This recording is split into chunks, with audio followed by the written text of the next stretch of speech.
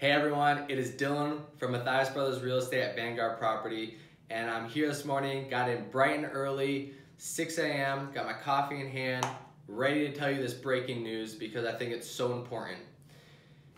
Yesterday, later in the afternoon, the NAR came out with this breaking news, and I had to share it with you guys because I think it will help a lot of people in Sonoma County with so many people having rental properties.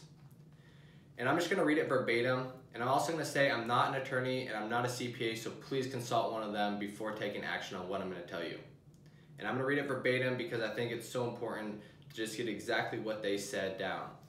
Starting with the title, they say tax win. IRS provides clear test on how 20% deduction applies to rental income. And everyone knew that the 20% deduction on the new tax code would apply to LLCs and S-Corps, but is really unsure how it was going to apply to rental incomes. So now they've given some clear guidelines on how it will work. So the eligibility of rental income.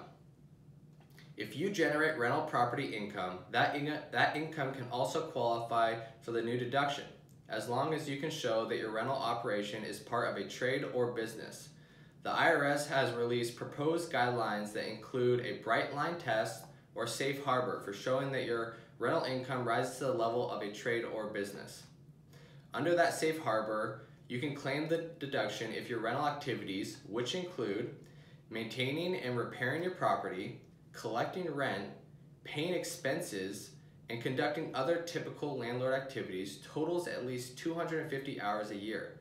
If your activities total less than that, you can still try to take the deduction, but you'll have to be prepared to show the IRS that your activity is part of a trade or business.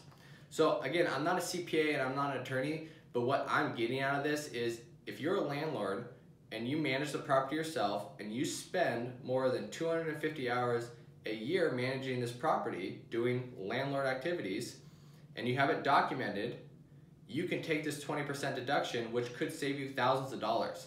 So I would recommend going to your CPA and seeing if this could apply to you, because I think it would be huge for people that are able to take this, and to have it documented correctly, I would really have an Excel spreadsheet that has the dates, the time spent, what exactly you did, and have it all totaled up to make sure that you have spent more than 250 hours. In case you get audited, you can come back and show them that here's what I did, here's the time I spent on it this day, and just have it all in line and ready to go. So guys, that's it. I hope this works for you. Please share, leave a comment, let me know what you think. And I'll leave the links to everything else that I think is important and links to the IRS ruling on this down below or somewhere around. And let me know what you guys think. All right, have a good one.